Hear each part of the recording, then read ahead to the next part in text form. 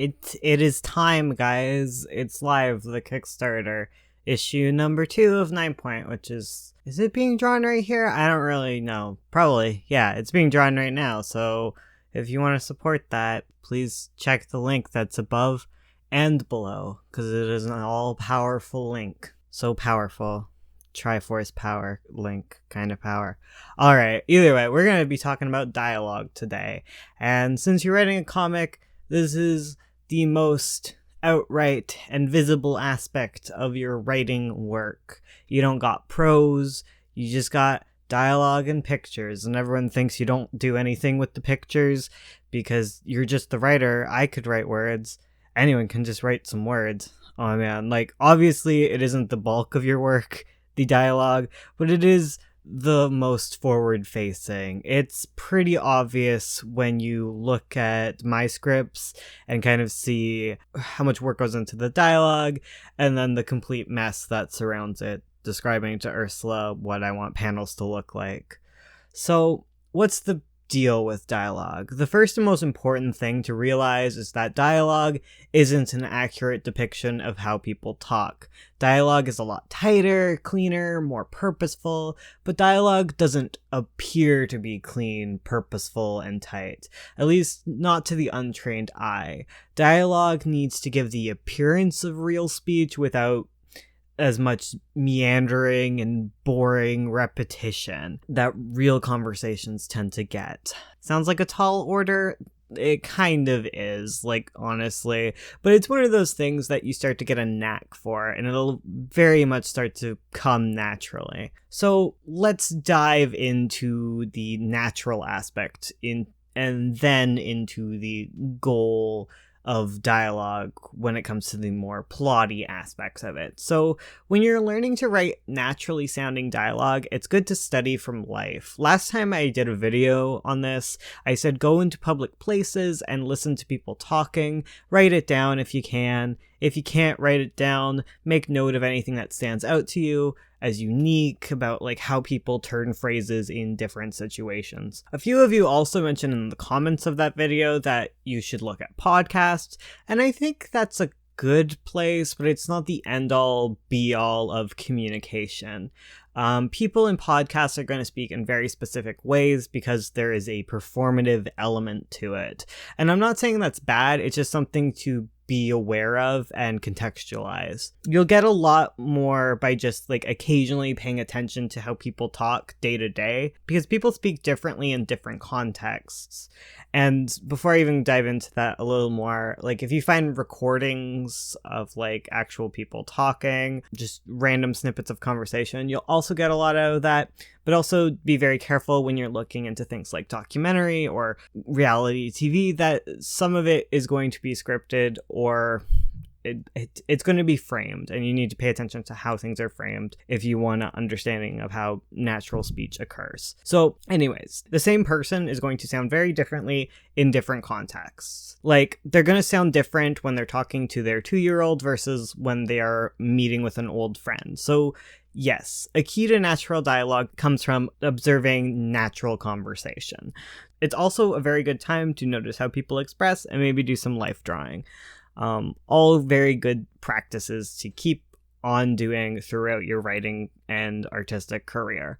I don't know if I've said this in the challenge yet, but method writing and arting is really important. It's important to get out and do things, experience things, not always stay in your bubble, like get out there and do something interesting. And this is coming from someone who's basically agoraphobic, and I barely leave the house unless forced to, but I try to force myself because there's so much to experience, and experience can gain you a lot more detail. It just brings a lot more detail to your writing, and detail really helps bring things to life, bring me to life. And if someone wants you to come with them and hang out while they're going to the bank, just do it. Just go with them.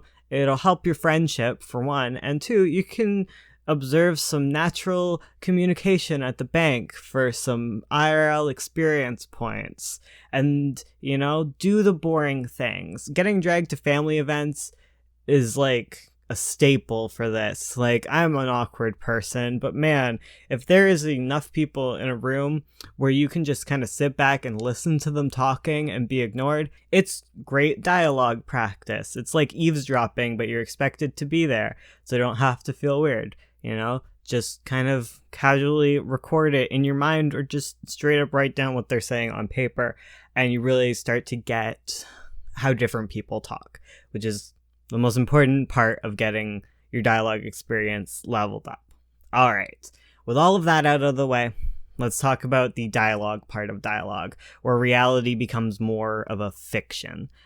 After listening to enough people, you should start to notice something. Most people talk in circles about nothing important at all. They just talk and talk in the same circles. They bring up the same point multiple times because they're very interested in it. We all do it. It's fine. As long as everyone's having fun, who cares? Everyday life doesn't have to be exciting. It's fine when it isn't. But if you're going to turn that into a comic, you want it to be exciting. You want it to be interesting to read. So instead, you want your dialogue to build to something.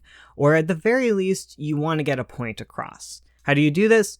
Through knowing the motivations of your characters. Aside from trimming the tangents from the real-life conversation, dialogue is typically motivated, and that's really what separates it. Like, not always is it going to be some sort of motivated conversation. One example of that would be you start a scene with some characters kind of shooting the breeze, and then they get interrupted by the plot happening. That dialogue doesn't need any sort of large motivations. You could drop in some world building, some character building there, but it's just a regular conversation.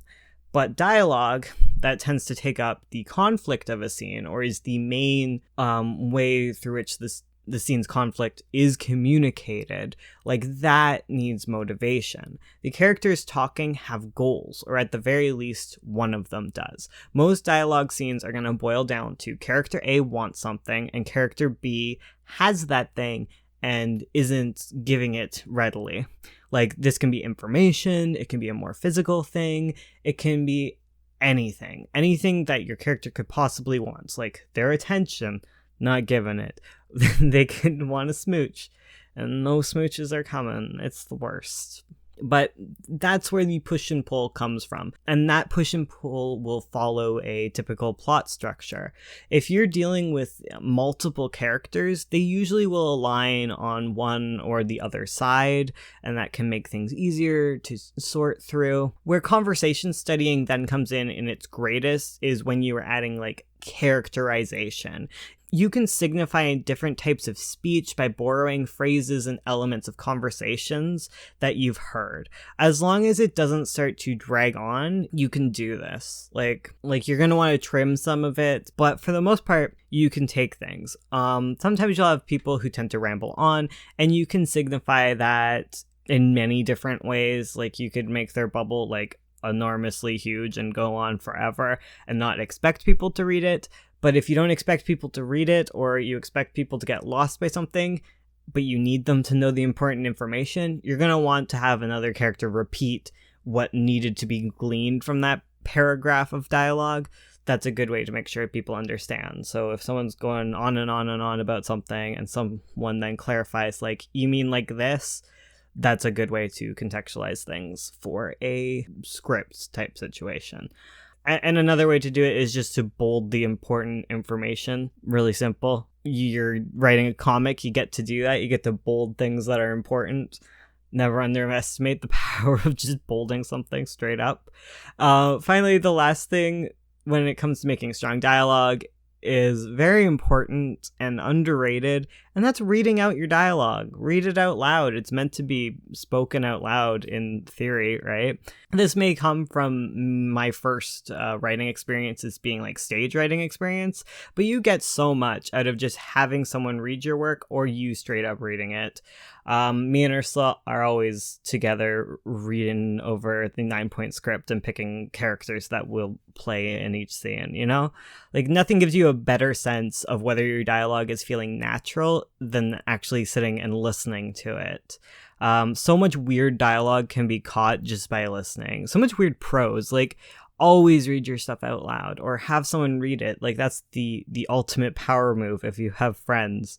Like, get them to read your story to you, and you'll understand how weird some of your phrases are, or even how people interpret how your characters are saying things. Like that can really change stuff. And you'll really get a sense, like, one of the keys to knowing if something is unnatural is that it'll feel like your characters aren't responding to each other. They'll be saying stuff, they'll be saying lines that sound really clean, but there's no interaction between them. Like, every time there's a line, the response will be a reaction to that line, unless you have a character that just doesn't listen at all and, like, isn't even responding. But in that case, you're going to want to hang a lantern on that, and that means make people aware that this is happening. Like, the character will be aware that the other person isn't listening to them, and that will get brought up at some point. But if you're unintentionally doing that, that's where the problem lies. Okay, I hope that was a good overview on dialogue.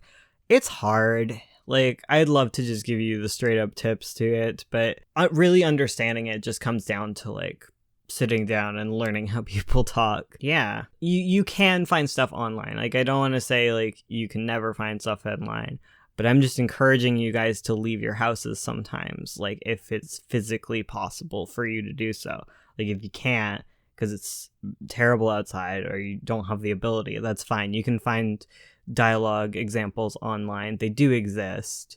But if it's easy for you to go outside, you should be going outside anyways. It's good for your mental health. Get those sunbeams on you. Wear sunscreen if it's crazy outside like it is here. I went out for like a minute and got a sunburn. I'm just looking out for you guys, okay? I'm looking out for me too. I don't want to leave the house. It's spooky out there. People are weird. But I gotta. Because otherwise, it's just me and a microphone all the time, and that's not a life. It's not a life I want to live. All right, yeah, Kickstarter is up. Please help us fund that. That'd be amazing. I love you guys. Yeah, see you guys next time. Bye bye.